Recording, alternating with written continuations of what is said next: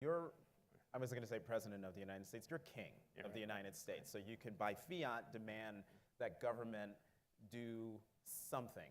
What would you, the one or two things you would want government to do? One would be, I would radically increase our investment in both old-fashioned and new-fashioned infrastructure.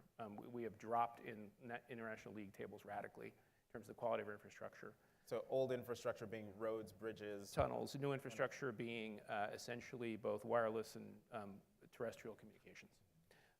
And second, I would likely take, for example, the National Energy Labs. And there have been attempts in the prior administration and the current administration to create essentially mission-driven organization structure, what they call innovation hubs, or have called innovation hubs, and centrally organize those labs around something like that structure, so that you said, okay, we'll set this goal, this lab area, the goal of drive the cost of a solar cell, true full cycle cost of solar down below coal, do the same thing for another lab with small nuclear reactors, et cetera.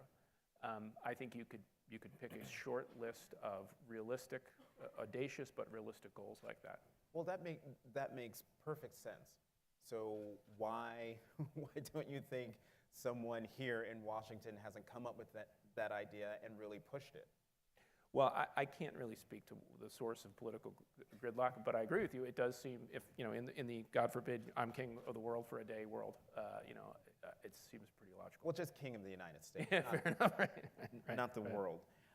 But when I read in your piece this idea of setting a goal of bringing down the cost of, I think you said solar cell, below the price of coal, is the kind of innovative thinking you would hope would come out of Washington. Yeah, the thing is, I have great technical organizations have a certain kind of elan, and part of that comes from a mission.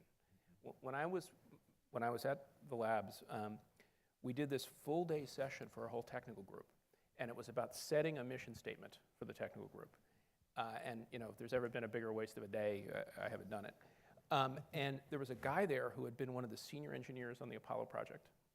And the person running this session kept pushing him and pushing him and pushing him to establish, what was your mission statement? You must have had one. And he was, like me, kind of a nerdy guy, and he was sort of balled up. And finally, after being pushed enough times, he kind of leaned back and his voice dropped an octave. And he said, we walked outside and looked up, right?